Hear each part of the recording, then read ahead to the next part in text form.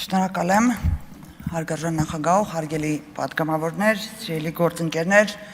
սիրելի հայրենակիցներ, նախ ուզում եմ շնորհավորեմ բոլորիս ազգային ժողովի անդրանիկ նիստի կապակցությամբ եւ նաեւ շնորհավորեմ մեր սիրելի ընդդիմադիր գործիչներին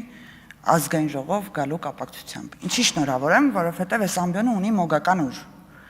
Օրինակ, ձեր պարագայում շատ հաճախ շատերի տեսել եմ էկրաններից այն կողմ ինչ-որ ելույթներ ունենալուց, այս ամբիոնից միշտ այդ ելույթների պատասխանները ստանում են։ Չի մնում անպատասխան ոչ մի ելույթ։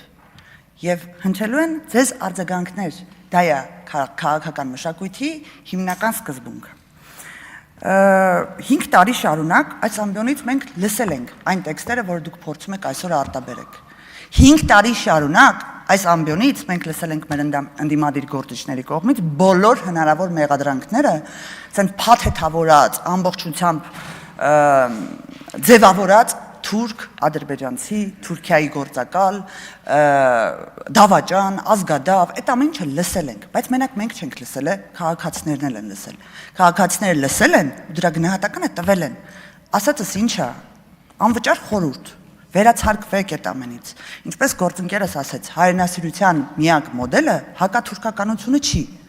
Հակաթուրքականությունը չի միակ մոդելը։ Եվ մեր հայրենիքի առաջ տնտեսական, սոցիալական, արտաքին շատ ավելի մեծ մարտահրավերներ կան, որոնք չեն տեղավորվում միայն ու միայն հակաթուրքականության ծիրում։ Ինչ վերաբերվում է ձեր ելույթներին, ցանկանամ մի քանիսին անդրադառնալ։ Օրինակ, պարոն Մանուկյան ձեր ելույթին։ Այստեղ սենց գալ ինչ-որ տարատեսակ ընկերությունների, հետքի հոդվածների սենց միախառնուրդ ելույթ տալ ու ասել ես կոռուպցիայի դեմ պայքարող մարտիկ եմ, էդ էլ չի անցնում, որտեղ էլի պատասխանը ստանում եք։ Օրինակ, գիտեք դուք ինչ արեցիք, դուք բերեցիք ազգային ժողովի նախկին երկու նախագահների անունները, Ալեն Սիմոնյան եւ Արարատ Միրզոյան, բերեցիք օրինակ Արարատ Միրզոյանի հիպոթեկով գնված տունը, բերեցիք օրինակ ինչ-որ գործարքներ Ալեն Սիմոնյանի հետ կապված, որը էլի չհասկացանք ինչի մասին է խոսքը, ու ցույց տվեցիք, որ իբր նախկին երկու արժանախագահները ինչ-որ կոռուպցիոն գործարքների մեջ են տեղավորված եղել, որևիցե հիմք չնշելով։ Ես խնդրում եմ այսօր այս ամբիոնը օգտագործելիս պարտադիր նաև հնչեցնել հայտարարություն։ Հաղորդում եմ տալիս դատախազությանը հանցագործության մասին։ Օրինակ ես հանրային կերպով ասում եմ, հարգելի իրավապահ համակարգի ներկայացուցիչներ, ուսումնասիրեք պարոն Մանուկյանի ելույթը, փորձեք այնտեղ գտնել իրավախախտումներ, որովհետև եթե դրանք չկան, ուրեմն պետք է սուտ մատնության հոդվածով նաև պետք է իրավախախտում գտնել։ Հաջորդը, փորձեցիք Ռուբեն Ռուբինյանի եղբորը, որը ինչ-որտեղ աշխատում է որպես աշխատող, վարձու աշխատող երկու ընկերությունում, փորձեցիք այդ ընկերությունների հետ կապված հետքի հոդվածները կապել Ռուբեն Ռուբինյանի Թուրքիայի գծով հատուկ ներկայացուցիչ լինելու հետ։ Ֆենոմենալ է, ուղղակի, ֆենոմենալ։ Ես նույն կերպ փորձեմ ձեր հետ կապված անել, օրինակ, ձեր եղբայրը 2021 թվականին նշանակվել է մեր առողջապահության նախարարության կողմից Թոքաբանության ազգային կենտրոնի տնօրեն, ճիշտ է։ Դե ես ձեր մեկնաբանությունն եմ տալիս։ Ես լսել եմ հանգիստ, առանց որևիցե բռնկումների։ Օրինակ, այդ պարագայում կարող ենք սենց ենթադրություն անել, որ պարոն Մանուկյանը ինչ-որ ձևով 21 թվականից ի վեր կապ ունի մեր իշխանությունների հետ։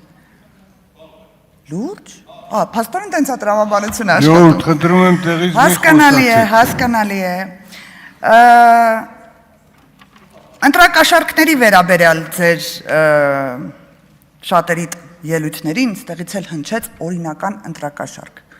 Հարգելի գործընկերներ, դե այդ անընդհատ էս քարոզարշավային ծեծը չեմ ուզում տեղափոխել ԱԺ-ամբիոն։ Քարոզարշավային վեյքերը, որը ամբողջ ընթացքում տարածել եք, էդ էլ չեմ ուզում տեղափոխել ԱԺ-ամբիոն, բայց ընտրակաշառքը ունի մեկ սկզբունք։ Գործարքա ինքը։ Մի կողմից տալիս ես, մյուս կողմի հետ պայմանավորվում ես, որ քեզ պետք է ընտրեն։ Այլ պարագա չկա։ Իսկ երբ թոշակների բարձրացումը դուք համարում եք օրինական ընտրակաշառք, այդ երկու բառն էլ իրար հետ միտեղ չի տեղավորվում։ Թոշակների բարձրացման ժամանակ մենք չունենք այդ գործարքը, մենք չգիտենք թոշակառուներից քանի տոկոսն է մեզ ձայն տվել։ Դա անհնար է դա պարզել որևիցե ձևով։ Իսկ ձեր ենթադրյալ հանցագործությունների պարագայում, որտեղ որ շահարկվում է ձեր անունը, Այդտեղ հստակ է գործարքը, այդտեղ հստակ է, որ քյաբաբների դիմաց են ստացել մարդիկ ձայները։ Մի փոքր դրա հետ կապված արձագանք եմ, էլի, ես ոչ մեկից չեմ տեղից մեկնաբանել, կխնդրեմ ինքներդ զուսպ լինեք այդ հարցում։ Հաջորդը, եթե շարունակենք այս ոճով ավելի վատ կլինի։ Հա։ Հաջորդը, որին կուզենամ անդրադառնալ, նաև երբևիցե չէի պատկերացնի, որ ամբիոնից ինձ թույլ կտամ այդ անձին անդրադառնալ, համենայն դեպս ես կարծում եմ, որ Հայաստանի պատմության մեջ մի քաղաքական գործիչ ա եղել, հայ, ազգանվամբ անգամ հայ, որ տվյալ հայտարարությունն է արել։ Ինչքան հայ սակրավոր կմտնի ականապատ դաշտ, ցանկանում ենք, որ այնտեղից դուրս բերվի նրա դին։ Ես կարծում եմ, որ հայ քաղաքական պատմության մեջ միակն է նա։ Եվ այդ մարդը իրան իրավունք է վերապահում, գա ստեղ զինվորների, փառք նահատակների մասին խոսել, ես ուղղակի այդ անձի երկվությունը չեմ պատկերացնում, էլի ինչ աստիճանի պետք է լինի։ Եվ ես կարծում եմ, այդ իրավունքը ձեզ ոչ մեկ չի տվել, համենայն դեպս ես ձեզնից չեմ սպասում նման տեսք, ես օրինակ կառաջարկեի նախապես ներողություն խնդրեիք հայ սակրավորներից, այն մահացած սակրավորներից, որոնց վերաբերյալ դուք այդ ելույթը ունեցել եք, նրանց ընտանիքների անդամներից, հետո նոր գալ ես ամբյանից թույլ տալ ձեզ տենց ամպագորգոր հայտարարություններ։ Եվ ես կարծում եմ, իրականում ձեզ եմ դիմում հարգելի գործընկերներ, որ այդ ոճի մասին այսօր շատ խոսեցինք, ձեզ ոչ մի դիվիդենդ չի բերելու, բացարձակապես։ Ինչ վերաբերվում է Հայաստան դաշինքին, ես նկատեցի, որ մեր գործընկերները պարբերաբար մոտենում են այս ամբիոնին ու ասում են. «Պարոն Ռուբինյան, առաջարկում եք զրոյական կետից, բայց վերքը թարմ է, ցավը շատ է, մենք չենք կարող»։ Ուզում եք սենց հետ կանգնել, չգիտեք ոնց հետ կանգնեք, ստեղ խոսքը չի գնում քաղաքական բանավեճի մասին։ Ստեղ խոսքը չի գնում խոսքի մասին։ Ստեղ խոսքը գնում է անբարեկիրթ, կներեք անդաստիրակ, որոշակի դեպքերում նաև անհարգալից տոնի մասին, ոչ թե միմյանց նկատմամբ, այլ մեր քաղաքացիների, որտեղ մեր քաղաքացիները արժանի չեն եղել այն 5 տարիներին, որ տեսել են ազգային ժողովում այստեղ ինչ է կատարվել։ Խոսքը գնում է ընդհանրապես, նույն ձևով ես կարող եմ անել Տիկին Վարդանը։ Բոլորիս եմ ասում, որտեղ ես ինքս իմ առաջ դրել եմ այդ պատասխանատվությունը, որ ազգային ժողովի որակը, ազգային ժողովի տեսքը պետք է փոխվի։ Եթե իհարկե այս կողմը համակարծիք է դրա հետ, եթե նկատել եք մեր կողմը մինչ այս պահը բավականաչափ զուսպ է եղել։ Եվ ես խոսք սկսում եմ քաղաքացիներին, ես խնդրում եմ այս վարքյանից ի վեր գնահատել իրականում, ովքեր են այս առաջարկին համահունչ եղել, ովքեր են իրենց խոսքը կառուցել բարեկրթության, բարևարկության սահմաններում, ովքեր են ձեզ հարգել սիրելի քաղաքացիներ եւ ովքեր հակառակը։